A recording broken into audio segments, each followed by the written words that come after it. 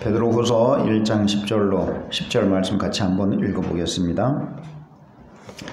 그러므로 형제들아 더욱 힘써 너희 부르심과 택하심을 굳게 하라. 너희가 이것을 행한즉 언제든지 실족하지 아니하리라. 이와 같이 하면 우리 주 곧 구주 예수 그리스도의 영원한 나라에 들어감을 넉넉히 너희에게 주시리라. 아멘.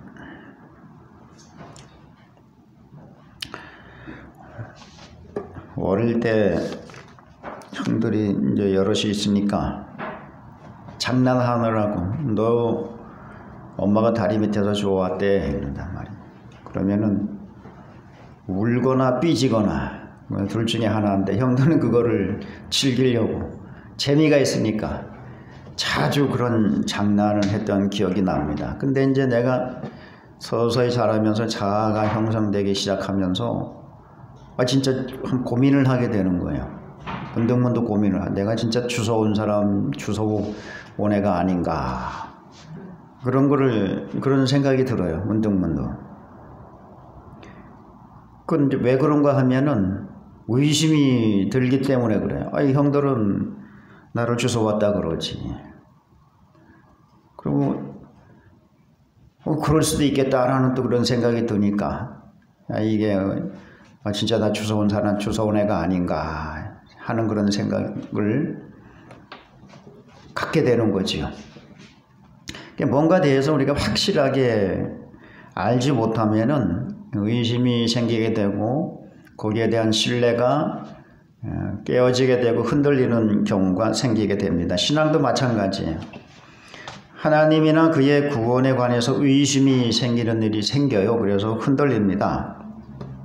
누차 얘기하지만 제가 초신자 때 신학 공부를 하기 위해서 신앙생활을 시작한 지 얼마 안 돼가지고 이제 신학 공부를 하기 위해서 서울로 상경을 했습니다. 거기서 만난 담임 목사님은 행위구원론을 강조하는 그런 분이었어요. 새벽 예배도 안 나오는데 그래서 새벽 예배는 기준이 있어요. 기준. 초신자는 한두 번은 나와야 돼 일주일에. 안수 집사는 두세 번을 나와야 되고 장로는 5번 정도는 나와야 믿음이 있다라고 그렇게 이제 보는 거예요. 그래서 늘 강조를 하시는 거예요. 새벽 예배도 잘 나와야 되겠고 또 헌금도 잘 해야 되고 충성 봉사해야 되고 그래서 교회에 어떤 부서든 들어가서 봉사를 하라. 하나도 그냥 한 200명 모이는 그런 교회였었는데 하나도 그냥 교회 왔다가 그냥 가면 안 된다. 그리고 주일 성수는 기본 11조 이건 안 하면은 이렇게 안 하면은 당신들이 구원을 받았다고 어떻게 자신할 수가 있겠냐는 거야. 그러니까 이거 진짜 내가 새벽 예배 그때는 초신자 이제 신학교를 들어가야 될 것이니까 나름대로 내가 기준이 생기더라고. 야 나는 적어도 안수 집사 수준은 세야 될 텐데 3-4번은 나와야 될 텐데 이거 3번은커녕 1번 나오기도 힘들단 말이죠. 일이 늦게 항상 10시 11시 돼서 끝나니까. 왜냐하면은 이거 영세 업자다 보니까 그냥 퇴근 시간도 없어. 그렇다고 해서 수당을 주는 것도 아니고 형 밑에서 형 공장에서 일을 도와주고 있는데 무슨 수당이 있고 무슨 보험급이 제대로 나오겠어요 동생한테 그냥. 그러니 이건 진짜 이거 참 내가 이래가지고 신학을 공부하고 목사가 되겠다는 사람이 이거 구원조차도 이거 지금 희미하니 이래가지고 어떻게 하나. 그냥 얼마나 거기서 한 1년을 다녔거든요. 1년. 얼마나 그냥 죽다 살아나는지 몰라요. 그냥. 이게 행위로 구원을 받는다라고 하는 잘못된 그런 신학을 가지고 있기 때문에 그렇게 가르친 거예요. 근데 이분이 참 놀라운 일은 그 교단 신학교가 3개가 있는데 그 신학교 중에서 한 신학교에 수석으로 입학을 해가지고 수석으로 졸업을 하신 분이에요. 그런데 그렇게 가르치시더라고요. 아마 지금은 이렇게 가르치는 분이 없을 거예요.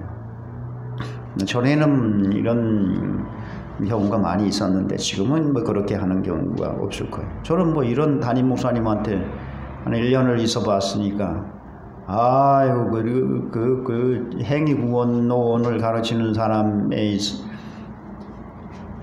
그 교회에서 신앙생활을 한다고 하는 것은 얼마나 힘든 일인지 제가 알 수 있어요.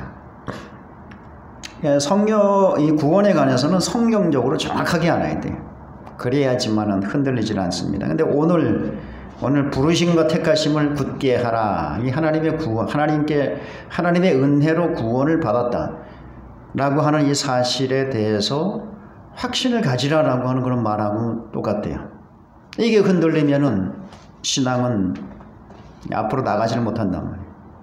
여러분, 심하게 풍랑이 일어나는 배가 앞으로 잘 나갈 수가 없잖아요. 여러 그냥 파도에 부딪히고 떠밀려가지고 제대로 나가지를 못한다고. 네, 그와 같은 거예요. 흔들리면 하나님의 구원에 관해서 흔들리면은 그런 거예요. 그러니까 부르심과 택하심이라고 하는 거는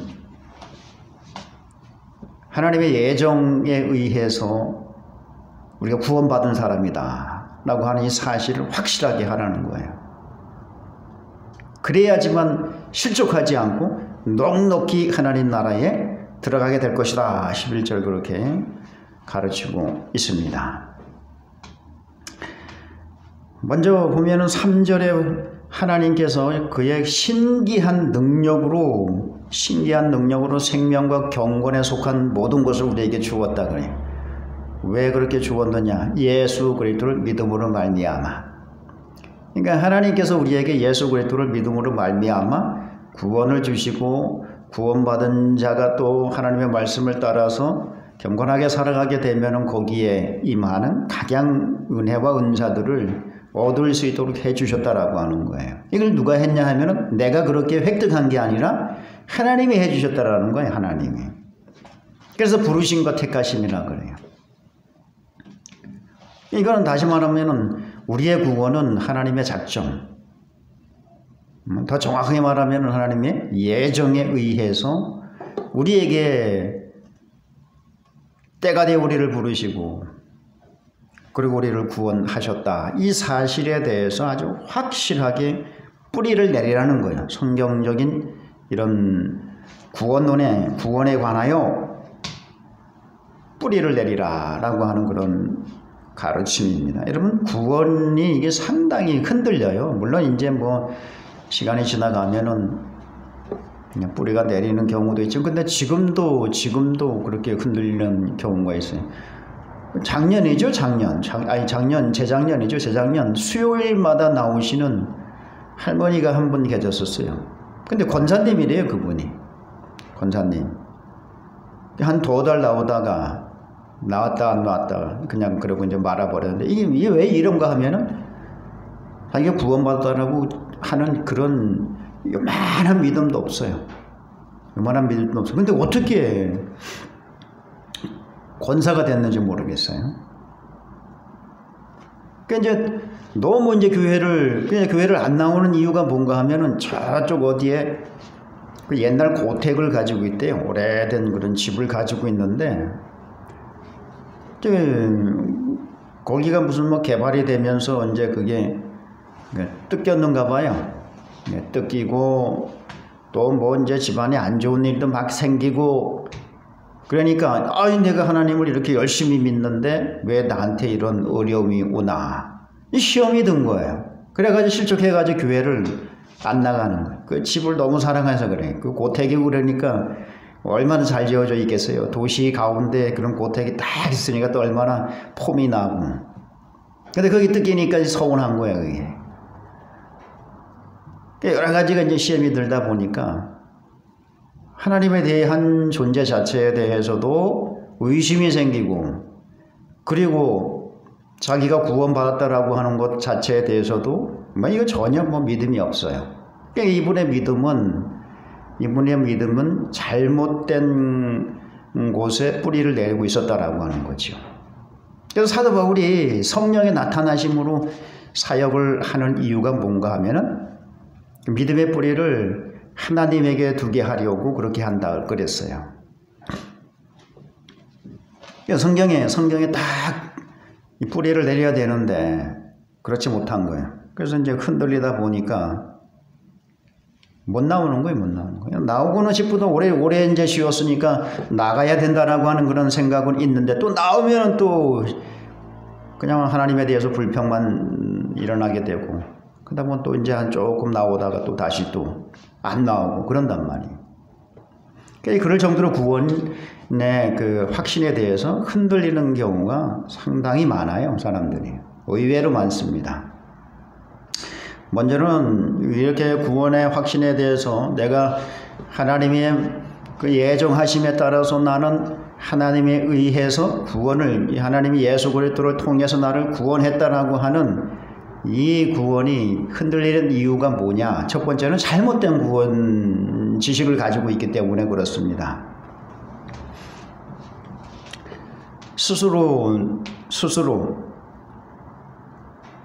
내가 무엇을 이거 구원에 관한 잘못된 지식을 가지고 있기 때문에 그렇다라고 하는 것은 성경에서 가르쳐주는 대로 그렇게 예수 믿음으로 우리는 구원을 받는다라고 그렇게 믿으면 되는데 그게 아니라 내가 무엇을 해서 구원을 얻을 수 있다라고 하는 이런 잘못된 이런 구원에 관한 지식을 가지고 있기 때문에 그래서 스스로 만족이 없으면은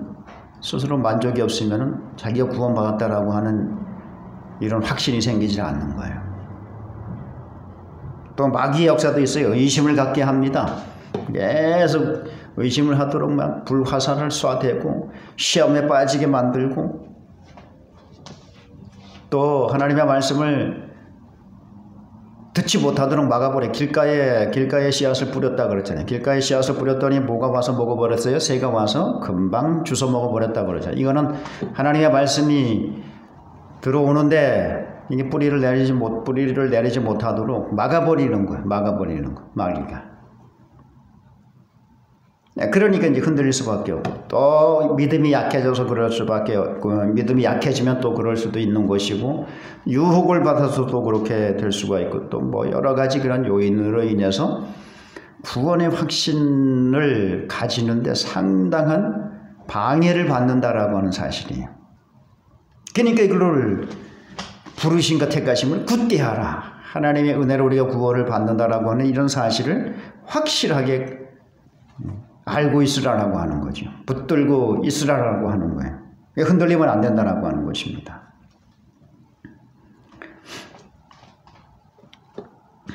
뭐 성경에 보면은 하나님께서 우리를 예정하시고 그리고 또 때가 되어 우리를 부르셔서 하나님의 자녀를 삼아 주시고 구원의 은혜를 주셨다라고 하는 그런 말씀들이 뭐 수도 없이 나와요. 수도 없이 성경에. 말라기 우리 말라기 강해를 통해서도 확인을 해봤지만 말라기서 1장 2절부터 3절에도 그러잖아요. 내가 에서는 미워하였고 야곱은 사랑하였노라. 거기에 분명히 예정이 있고 선택이 있단 말이에요.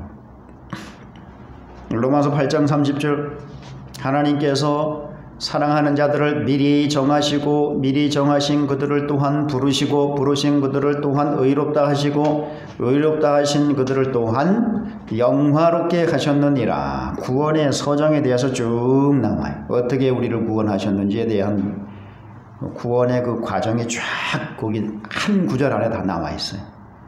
그리고 쭉 내려오다 8장 36절에는 뭐라 그러는가 하면은 이렇게 하나님께서 예수 그리스도를 통해서 우리를 구원하셨으므로 누가 하나님의 사랑에서 우리를 끊을 쏘냐 그런단 말이에요.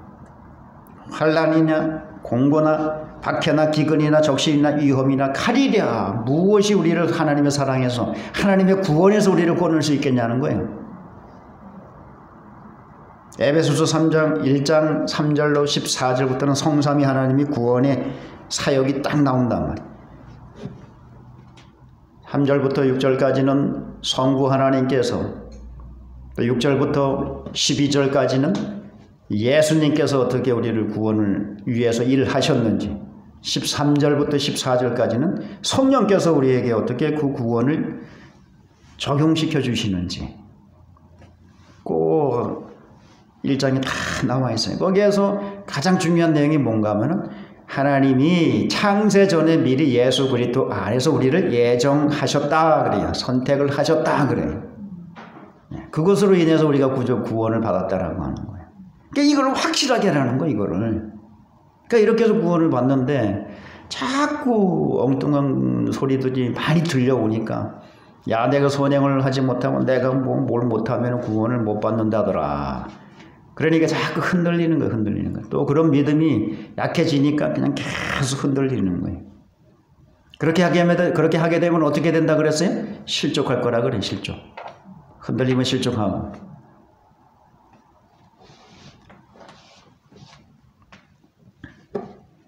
자, 그러면 이렇게 부르신 거 택하심을 굳게 하려면은 어떻게 해야 되느냐? 어떻게 해야 되느냐? 그거를 가르쳐 주는데 이같이 하면 그래. 이같이 이것을 행한즉 10절 하반절에 보면은 굳게 하라 너희가 이것을 행한즉 그런단 말이야. 부르신 것 택하심을 굳게 하라 너희가 이것을 행한즉 언제든지 실족하지 아니하리라. 그래놓고 또 11절에 뭐라 그러는가 하면은 이같이 하면 두 번 이것을 행하라 이같이 행하라 라고 그렇게 얘기를 하는데 어떻게 행하라라고 무엇을 행하면 그 부르신 것 택하심이 흔들리지 않고 굳게 뿌리를 내리느냐. 5절부터 7절까지 있는 그런 행위들을 우리가 실천을 해야 된다라고 하는 거예요.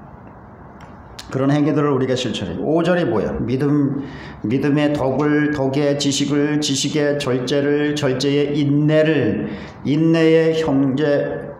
경건의 형제 우애를 형제 우애의 사랑을 더하라. 이것을 행하면은 여러분 하나님이 우리를 구원하신 거에 대해서 확실하게 믿음의 뿌리가 내려지고 흔들리지 않는 실족하지 않고 넉넉히 하나님의 나라에 들어가게 되리라 라고 그렇게 약속을 하고 있습니다. 여기 행하다라고 하는 의미는요 제 스스로 하다라는 거예요. 제 스스로 자신의 유익을 위해서 행하다라고 하는 그런 뜻인데 이게 뭘 의미하는가 하면은 이것을 행하라 이같이 행하면 뭐 이런 이 말은 스스로 행한다라는 거예요. 스스로 누가 해준다라는 게 아니라 내가 스스로 한다라는 거예요. 이게 무엇을 말하는가 하면은 자 이제 택함 받은 사람들에게 하나님께서 성령을 주신단 말이에요. 그러면 성령이 우리 안에서 거룩한 소원을 두고 행하게 하신단 말이에요. 그럴 때에 성령을 소멸하지 않고 내가 적극적으로 지금 여기 5절부터 7절까지 믿음의 요소들을 불러줬는데 요거를 행하라는 거예요. 네. 성령께서 우리에게 거룩한 소원을 두고 행하게 하시는 그런 역사가 일어날 때 그거를 우리가 소멸하면 안 되는 거예요. 그러니까 여러분 이제 구원 받을 때에는 구원 받기 전까지는 하나부터 열까지 100% 전부 하나님이 하시는 거예요. 100%를 하나님이 하시는 거예요. 구원 받을 때까지는. 근데 구원 받고 나서는 하나님 앞에 가는 그 순간까지는 어떻게 하는가 하면 성령하고 나하고 같이 협력을 해야 돼. 협력을. 그럼 어떻게 협력을 하느냐. 성령은 우리 안에서 계속해서 역사하는 거예요. 거룩한 소원을 두고 행하게 하시고 내 안에서 착한 일을 시작하신 그이가 그리스도의 그날에 완성하시리라. 골로새서 1장 29절 내 안에서 능력으로 역사하시는 이의 역사를 따라서 내가 행하였노라. 그러니까 성령은 계속 우리 안에서 역사하시는 거예요. 어떻게 역사하시냐. 거룩한 하나님의 말씀에 부합하는 이런 행위를 하라라고 계속 우리에게 역사하시는 거예요. 우리 안에서. 그러면 우리는 어떻게 해야 돼요? 그거를 소멸하면 안 돼. 소멸하면 안 되고 적극적으로 실천을 해나가야 되는 거예요. 실천은 내가 해야 돼. 내가. 할 수 있도록 우리에게 격려를 해주시고 힘을 주시는 것은 성령이시고 행하는 것은 누구예요? 걸음을 내딛고 내가 실천하는 건 누구냐? 나란 말이나. 그러니까 이것을 행하라는 거예요. 그래서 자, 우리가 예수 믿는 믿음을 가져야 돼요. 첫째는 예수 믿는 믿음을 가져야 하나님께서 생명과 경건에 속한 그 모든 것을 얻게 하신 그 은혜에 우리가 참여할 수가 있단 말이에요. 그래서 그 믿음을 가졌는데 그 믿음만 가지면 안 되는 거예요. 이제 그 위에 덕을 더하라 그런다고. 덕을 더하라고. 덕이라고 하는 말은 두루 유익하게 하다라고 하는 거. 유익하게 하다. 여러분 홍익인간이라고 하는 한자 성어를 들어봤지요? 그러면 이거는 홍익인간은 뭔가 하면은 널리 인간 세계를 이롭게 한다라고 하는 거예요. 그냥 그와 비슷한 의미예요. 그냥 유익하게 한다라는 거예요. 나와 관련된, 내가 이제 하나님의 백성으로서 나와 관련된 그 모든 것에 대해서 유익이 되도록 내가 행동을 한다라고 하는 거예요. 그걸 가지고 이제 덕을 세운다라고 그렇게 말을 하는 것입니다. 이게 실천인 거죠, 실천. 성도다운 실천을 이야기하는 것이죠. 그럼 어떻게 해야 되느냐? 먼저는 하나님을 영화롭게 하려고 하는 이런 행위를 해야 된단 말이에요.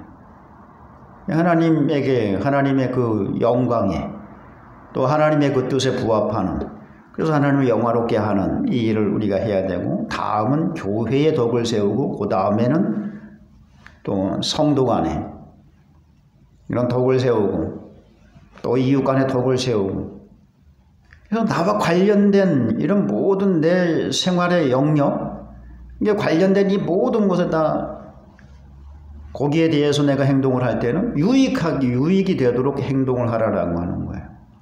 그러니까 모두에게 유익하게 하는 이런 행동을 우리는 늘 생각하고 있어야 돼. 그러니까 내가 뭘 하려고 그럴 때 그냥 발뻑하는 게 아니라 이것을 함으로 인해서 내가 하나님께는 다른 사람들에게는 어떤 덕을 세울 수 있는가, 어떻게 유익을 끼칠 수 있는가, 요거를 생각하라는 거예요. 요거를.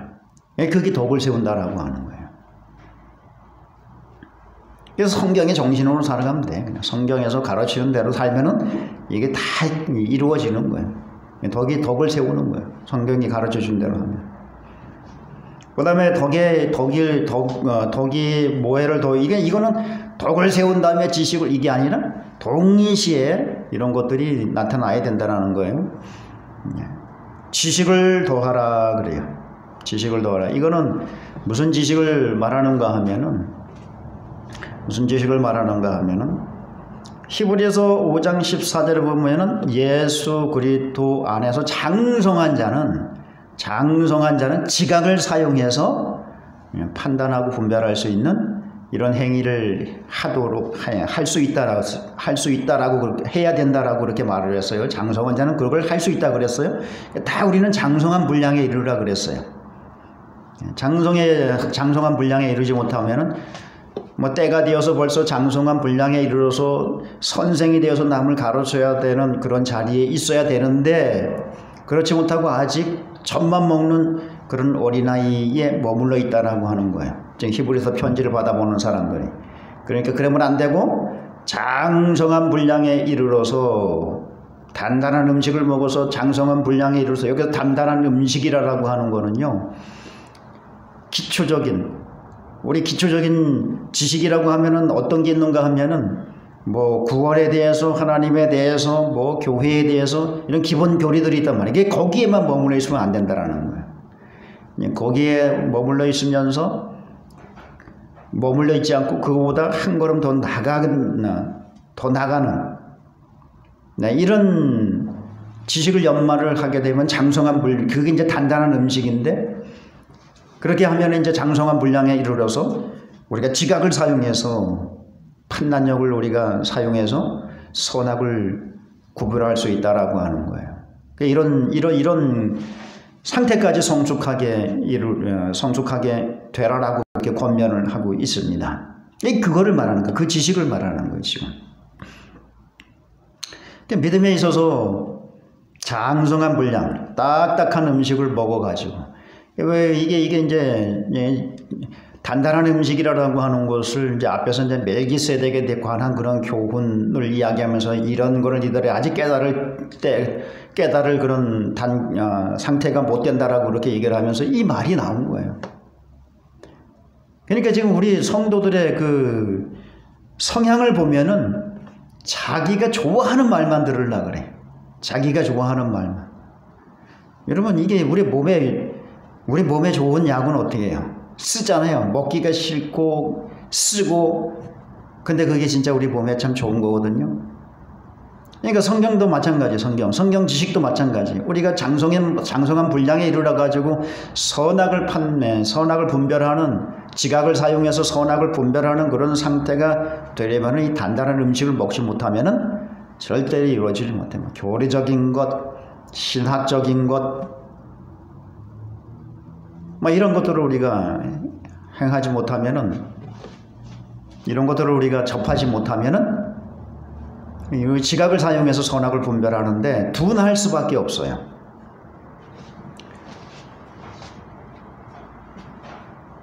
그래서 단단한 음식을 좀 먹어야 돼. 단단한 음식을. 이유식만 먹는 애기들, 제가 여기 대장성 증후군으로 인해서 죽막 먹으니까 죽막 먹으면 안 됩니다. 그 위가 기능이 약해져 가지고 또 괜히 어려워질 수가 있으니까 좀 힘들어도 먹으라, 밥을 조금씩이라도 먹으라라고 그렇게 얘기를 하더라고. 뭐 지금 위가 잘못돼 가지고 밥을 먹지 못하는 그런 상태가 아니기 때문에, 내가 먹기 싫다고 해가지고 자꾸 그 죽만 먹고 너무 오래 죽만 먹으면 위가 이게 또 기능이 약해져 가지고 또 더 악화될 수가 있다라고 하는 거예요. 그러니까 이유식만 자꾸 먹으면, 그러니까 성경도 내가 들으려고 하는 말씀만 자꾸 들으려고, 내 귀에 들리는 것만 들으려고 그러면 안 돼. 어려운 것도 해야 된단 말이죠. 그래서 계속 저 같은 경우는 책을 읽어도 처음에는 우리 교단적인 그런 배경에 있는 책을 읽다가 이제 거기에 대해서 어느 정도 기초가 형성이 되니까 다른 교단의 그런 신학들도 보게 되고, 또 그거 보다가 요즘은 진보적인 그런 성향에 있는 책도 이렇게 보게 되고, 점점 이게 수위를 좀 높여가는 거예요, 이게. 근데 그거를 보면은요, 진짜, 안 맞으니까, 우리가 안 맞으니까 좀 보기도 싫고 그런데 봐야 돼. 그래야 자꾸 내가 넓어지는 거야. 내 이해의 지평이 넓어지는 거예요. 그리고 또,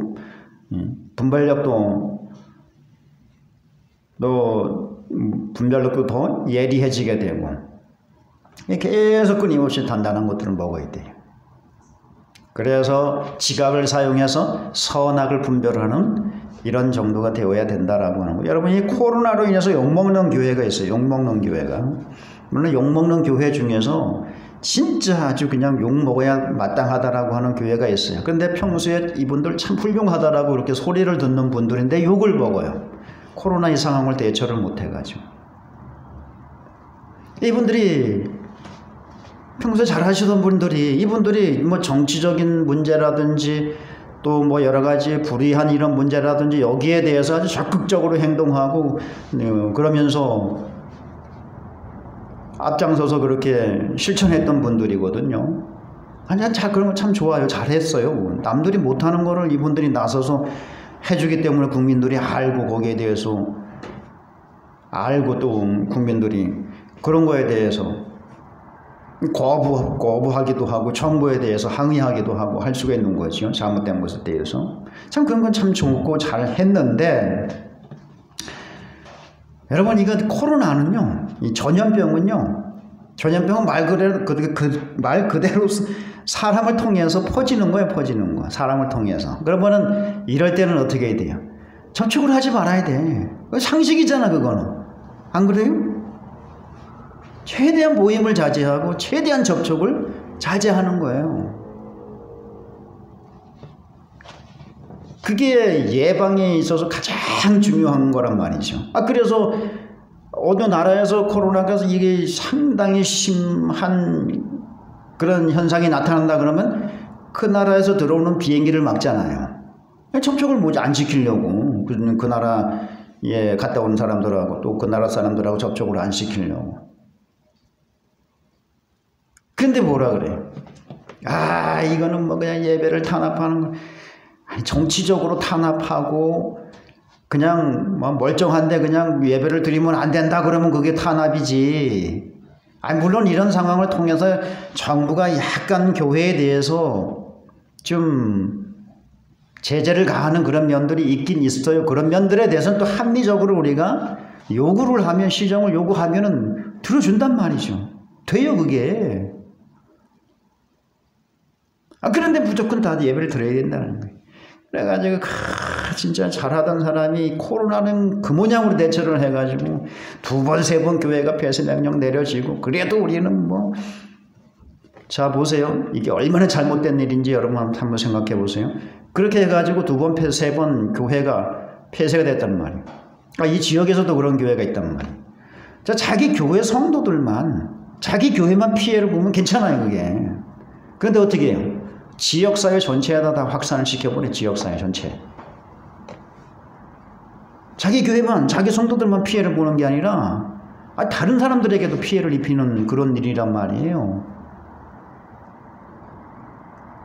그리고 그걸로 인해서 괜히 그냥 엉뚱하게 불똥이, 교회에서 그냥 불똥이 튀가지고 우리까지 피해를 본다. 그러니 교회에 대해서 얼마나 좋지 않은 인식들이 생겨나게 됩니까? 이게 왜 그런지 아세요? 치우친 지식을 가지고 있기 때문에 그래요. 치우친 지식. 잘못된 지식은 아니에요. 잘못된 지식을 갖고 있기 때문에 욕먹는 교회도 있는데, 평상시엔 잘 하시고 좀 좋은 소리를 듣던 분들이 못하는 거는 치우친 지식을 가지고 있기 때문에 그래요. 그럼 내가 내 혼자만 피해를 보고 내 혼자만 고생을 하면 괜찮은데, 일반인들까지, 지역사회까지 그렇게 고생을 싣고 피해를 일으킨단 말이죠. 그래 놓고 우리는 하나님 앞에 순교정신으로 예배를 드렸습니다. 참, 뭐 어떻게 얘기를 해야 되는 거예요, 이건. 이건 무식한 짓이에요, 미련한 짓이에요, 미련한 짓. 근데 이 코로나로 인해서 대처를 잘하는 교회들이 있어요. 이분들은 예배를 드려요. 방역수칙을 다 지키면서 예배를 드려요. 그러면서 정부에는 뭐라 그러는가 하면, 우리 교회는 5,000명이 모이는 예배당인데, 이런 5,000명의 예배를 드리는데도 20명이 출석하는 교회도 20명. 어떻게 똑같이 일률적으로 적용할 수가 있느냐는 거예요. 형평성에 맞지도 않고 공정하지도 않고 정의롭지도 않고 이런 거는, 이거는 뭔가 교회를 제재하려고 하는 정부의 그런 의도가 아니냐. 이렇게 합리적으로 방송에 나가서 인터뷰도 하고 또 토론하는 장소에 가가지고 정확하게 우리 예배 드렸는데, 그리고 방역본부에서 발표를 한 거를 보면은요, 예배를 통해서 감염된 건 없어요. 예배를 통해서 감염된 건 없어요. 그건 방역본부에서 발표를 한 거예요. 그런 사실을, 근거를 제시하면서 예배를 통해서는 하나도 확산이 안 됐다고 정부에서 그렇게 발표를 하지 않았느냐. 근데 왜 예배를 못 드리게 하냐는 거예요. 왜 똑같이 예배를 그렇게 큰 교회는 작은 교회는 일률적으로 똑같이 그렇게 기준을 적용하려고 하는 거예요. 거냐는 거예요. 그렇게 해가지고 국무총리한테도 가가지고 이런 합리적으로 이런 잘못된 것에 대해서 좀 재고를 해달라고 하니까 당장 듣고 그런 문제가 있을 수도 있겠구나. 그렇게 알고서 변경을 해주잖아요. 변경을.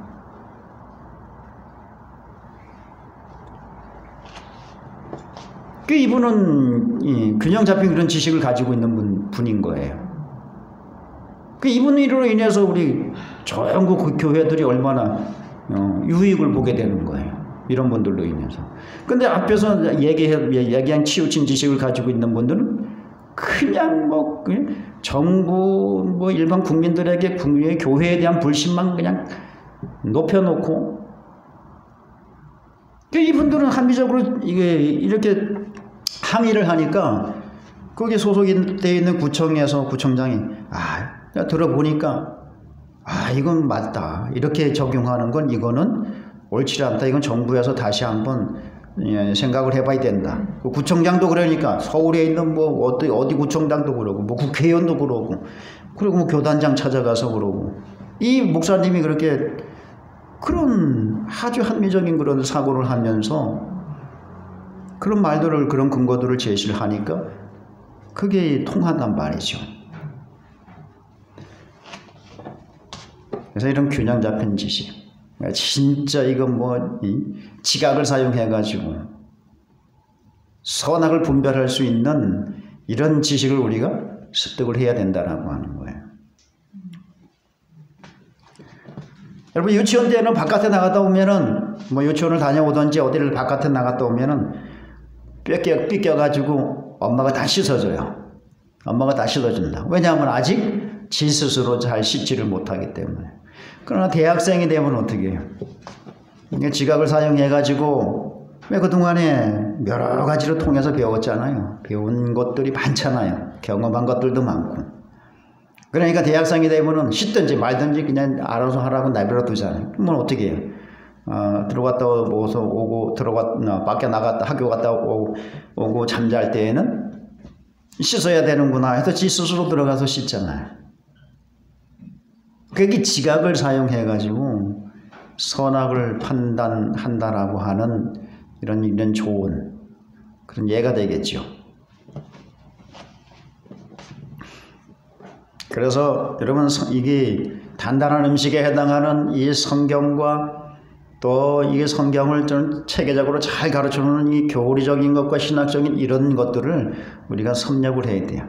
그래야지 여러분 지식이 생기는 거예요.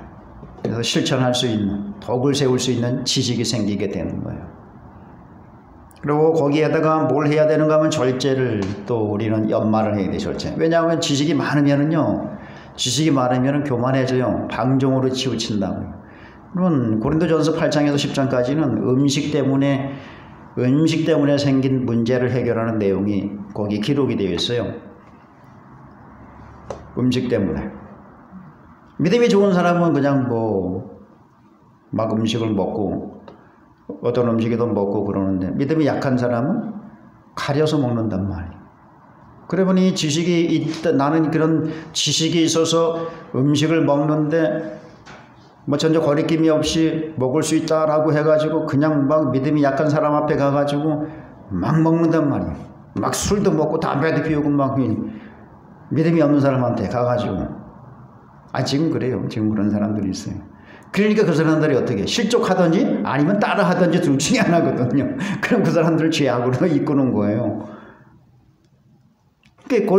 고린도 교회에서 그런 문제가 생긴 거예요. 우상의 신전에 믿음이 있다 하면서 나는 지식이 있다 하면서 우상 신전에 들어가가지고 결혼했는지 안 했는지 모르겠지만 거기 가가지고 같이 막 우상의 재물을 먹고 막 하는 이런 일들이 있고 또 시장에는 우상 신전에 바쳤던 그 재물들이 먹고 남은 재물들이 시장 정육점으로 또 유통이 되는 거예요.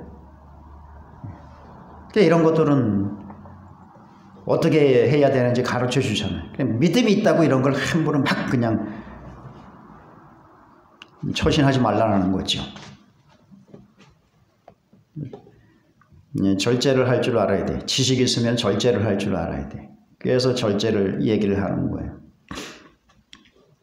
그래서 지식이 있는 사람들은 약한 자들을 이 지식을 아직 이해를 못하는 사람이 있거든요. 이런 사람들이 생각해가지고 이 지식을 가지고 행동을 할 때에는 조심스럽게 행동을 해야 된다라고 하는 거예요. 그래서 절제가 필요한 거예요. 절제는 뭔가 하면은 자기를 통제하고 조절할 수 있는 능력을 가지고 절제라 그러는 거예요. 해야 될 때는 하되 과하지 않게 하고 하지 말아야 될 때는 하지 않고 이런 거를 적절하게 조절하고 통제하면서 덕을 세우는 이러한 능력인데 이게 상당히 필요한 거예요. 이게 지식에 있어서만 필요한 것이 아니라 내가 소유를 많이 가지고 있으면은 그 소유를 사용하는 데 있어서도 마찬가지예요. 우리 그제 목사님들을 만났는데 뭔 얘기를 하는가 하면은 이제 아버지 뒤를 이어가지고 교회를 막 이제 담임하는 그런 목사가 있었어요. 근데 외제차를 타고 다닌대요. 그 목사가 지금은 나이도 몇 살 안 된 그런 사람이 외제차를 타고 다닌다는 거야. 그게 왜 외제차를 타고 다니느냐? 그걸 이제 내막을 아는 사람이 있더라고요. 그 형제들이 이제 몇 명 되는데 그 중에서 두 부부가 학원을 과외를 하는 부부가 있는데 돈을 많이 번대요. 그래서 이제 그게 그 형제 중에서 그 두 부부가 과외를 하는데 그 형제가 이제 외제차를 사가지고 타고 다니라고 그런 거예요. 그러니까 이거는 이제 얼마 이제 졸업하고 안수받은 지 얼마 안 되니까 이걸 가리지 않고 막 타고 도로 다니는 거예요, 그냥. 여러분, 이 강원도에서, 이 정서에서요, 외제차 타고, 목사가 외제차 타고 돌아다니면은요, 여러분, 이야, 멋있다, 정말 뭐, 대단하다 그런 소리 들을 것 같아요? 저 새끼 또라이 아니야, 그니. 저 새끼 저 도론 새끼 아니야, 저거.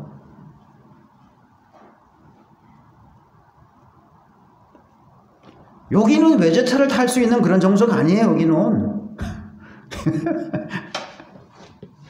아니, 지금 여기, 교회는 지금, 한 열대 명 그렇게 모이는 조그만 그런 교회 이제 되는데, 집안이 단단해, 배경이.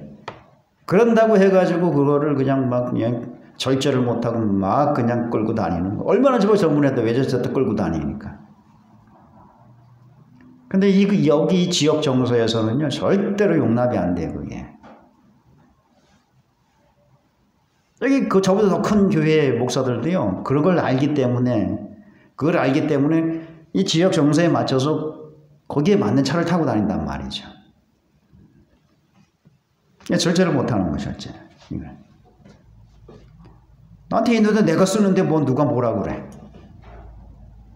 그건 세상 사람들이나 하는 소리고, 세상 사람들도 그렇게 막 펑펑 그냥 있다고 막 쓰는 사람들을 보고 고운 시선으로 바라보는 사람들이 없어요. 근데 더군다나 이 교회 안에서 그런다 그러면은, 이거 절제를 못하고 막 그런다 그러면은, 이거는 뭐 덕은커녕 무조건 다들 시험에 들게 하고 다들 그냥 실족하게 만들어 버린다.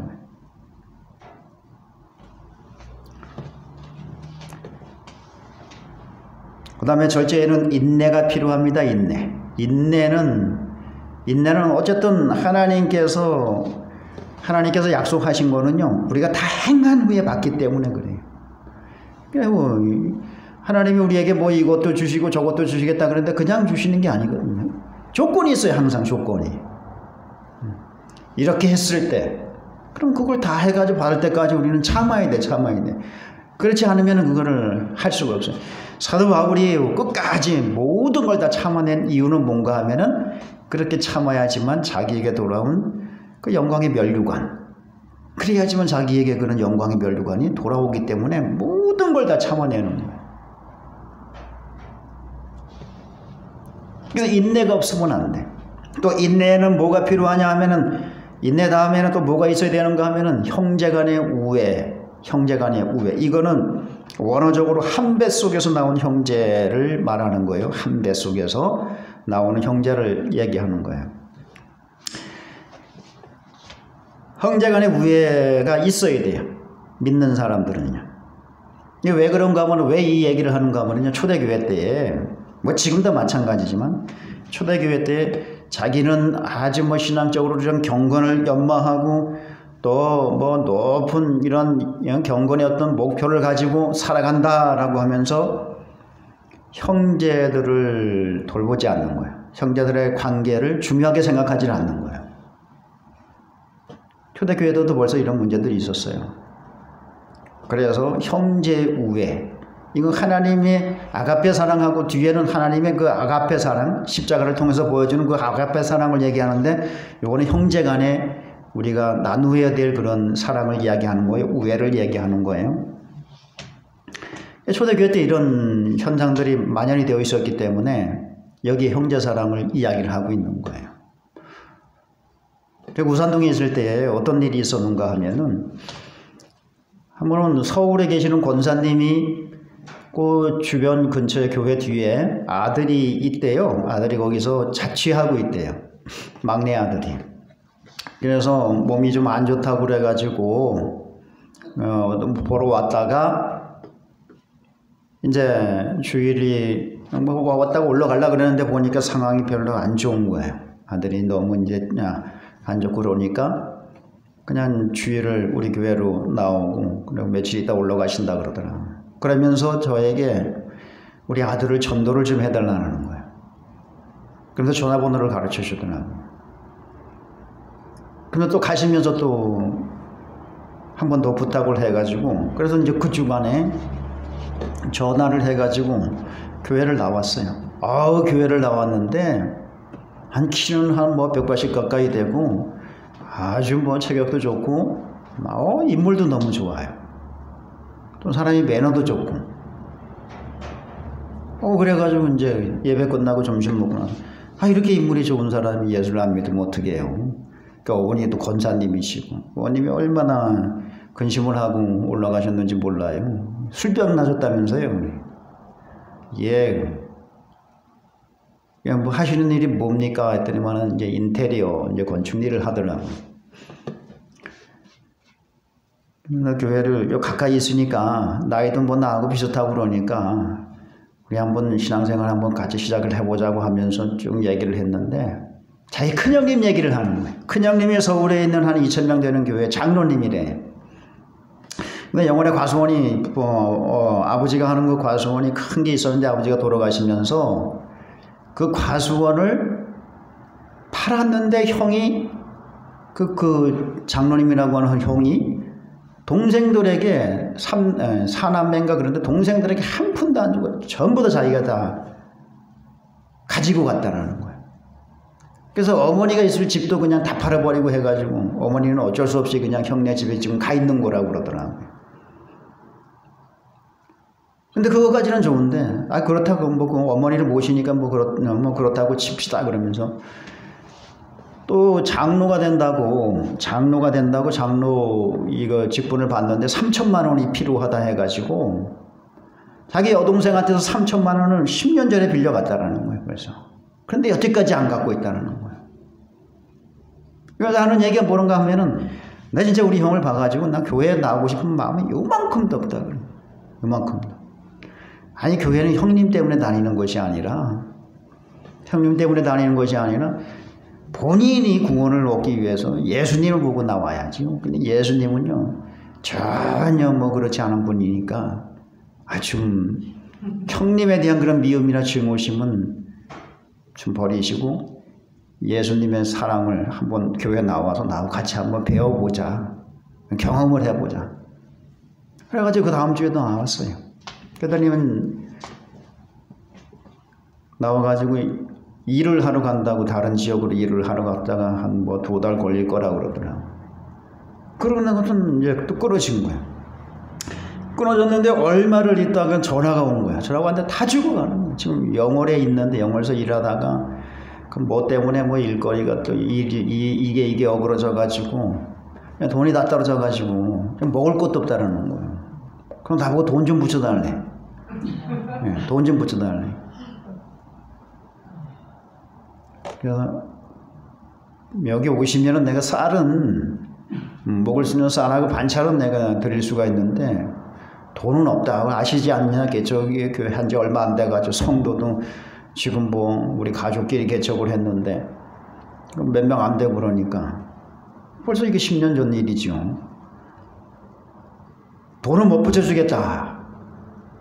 그랬더니 알았어요. 가서 뵐게요. 그러고 끝났는데 그들부터는 안 오는 거예요.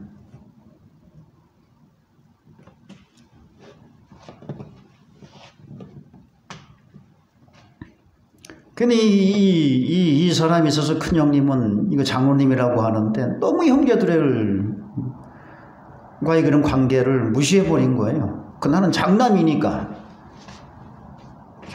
하면서 이제 집안에 있는 모든 권리는 다 주장을 하고 그러면서 장남이 형제들에 대한 책임은 전혀 지려고 하질 않는 거예요. 거기다 동생들한테 장로직분 받는데 왜 돈 3천만 원이 왜 필요해? 장로직분이 3천만 원이에요? 그것도 잘못된 거지. 영락교회는 1억이. 1억짜리도 있어요. 참 큰일이네, 큰일.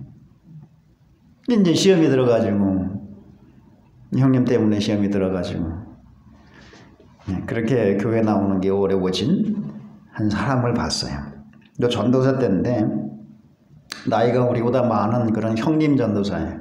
그 전도사님이 말씀을 하시는데 자기가 이제 아는 전도사님, 친한 전도사님이 있어가지고 그 전도사님이 이제 좀 과거가 좀 행실이 좀 그랬어요. 그러다가 이제 변화가 돼가지고 이제 목회를 한다고 신학교를 왔다고 그러더라고요.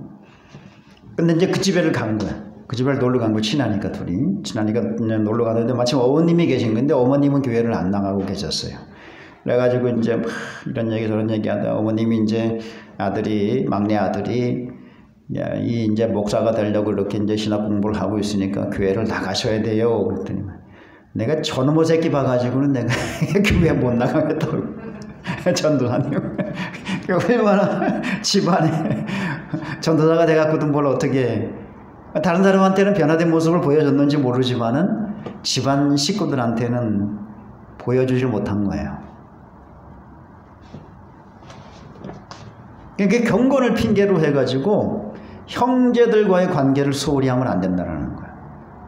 형제들과의 그런 우애를 깨트리는 이런 일을 해서는 안 되고 형제들 간의 우애를 신앙이 깊어지면 더 형제들 간의 우애를 깊게 그렇게 만들어갈 수 있어야 된다라고 하는 것을 여기에서 가르쳐주고 있습니다.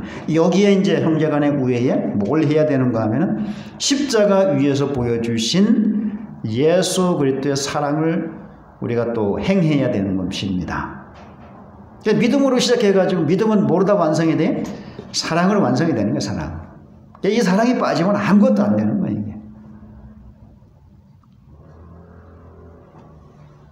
그래서 우애도 형제 간의 우애도 있어야 되지만 하나님께서 예수 그리스도의 그 십자가 위에서 우리에게 보여주신 그 사랑을 가지고 우리가 행해야 된다. 그렇게 말씀하고 있습니다. 그래서 이러한 것들을 행하라는 거, 이러한 것들을 행하면은 여러분들이 부르심과 택하심이 흔들리지 않고 견고하게 뿌리를 내려서 여러분들이 실족하지 않고 넉넉하게 하나님이 영생의 나라에 들어가게 될 것이다 라고 그렇게 권면을 하고 있습니다. 여러분이 하나님의 이 구원이라고 하는 거는요, 근거가 하나님에게 있다라고 하는 사실을 믿을 수 있기를 바라겠습니다. 자꾸 이게 구원의 근거를 나에게서 찾으려고 그러면 흔들릴 수밖에 없고 이거는 나중에 파손될 수밖에 없어요. 구원의 근거는 하나님이 있어요. 하나님이 예정에 있단 말이에요. 예정. 하나님이 우리를 창세 전에 예수 그리스도 안에서 미리 예정을 하셨단 말이에요. 그래서 때가 되어 우리를 부르시는 우리를 또한 의롭다 하시고 의롭다 하시는 우리를 또한 영화롭게 하신다. 여기에 우리가 이 구원의 뿌리를 확실하게 내려야 됩니다. 그리고 거기 뭐 그렇게 그냥 뿌리만 내리고 있으면 안 돼. 뿌리를 내리고 있은다면 어떻게 돼요?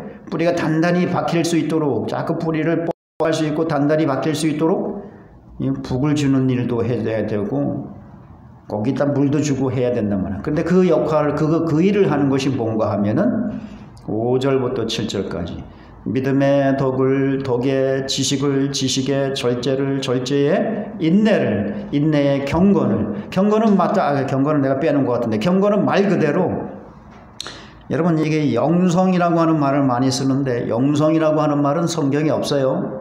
이거는 나중에 한 17세기경에 카톨릭에서 영성이라고 하는 말이 나와요. 그래서 이제 이게 이제 이 교계에서 영성이라고 하는 말로 쓰여지다가 이제는 이게 고유명사가 개신교나 카톨릭에서 쓰는 고유명사가 아니라 일반 명사가 돼버렸어요. 일반적인 용어가 돼버렸어요. 뭐 불교에서도 불교의 영성이 있다 그러고 뭐 스포츠의 영성도 있다 그러고 뭐 댄스의 영성도 있다 그러고 뭐 미술의 영성도 있다 그러고 전부 다 영성이 있대요. 영성이라는 말을 여러분들이 쓰면 안 돼요. 경건. 성경에서는 경건. 근데 이게 무엇을 경건이라고 하는 의미가 뭔가 하면은 마음과 우리의 삶이 하나님께로 딱 집중되어 있는 이게 경건인 거예요. 이게. 늘 우리는 우리 마음이 하나님께 향해 있어야 되겠고 우리 삶이 하나님을 향해서 가야 되는 이런 경건이 필요하다라고 하는 거예요. 그래서 인내에는 경건에는 형제 우애 다음에 뭐가 있어야 되는가 하면은 하나님이 예수 그리스도의 십자가 위에서 보여주시는 그 사랑, 이런 것들을 우리가 적극적으로 행해야 된다는 거예요. 이런 것들을 여러분들이 적극적으로 행하게 되면 여러분들의 믿음은 점점 뿌리를 내리게 되고 단단해지게 되고 여러분 흔들리지 않아, 실족하지 않아, 넉넉히 하나님 나라에 들어가는 이런 성도가 될 수가 있다라고 하는 사실을 믿을 수 있기를 바라겠습니다. 그래서 정말로 이런 것들을 행함으로 인하여 부르심과 택하심을 굳게 하고 실족하기는 사람들을, 여러분들은 실족하는 사람들을 건져줘야 돼요. 실족하는 사람들을 건져주고, 그러면서 그들을 데리고 넉넉하게 여러분들이 하나님 나라에 이르는 성도들이 다 될 수 있기를 주의 이름으로 축원합니다.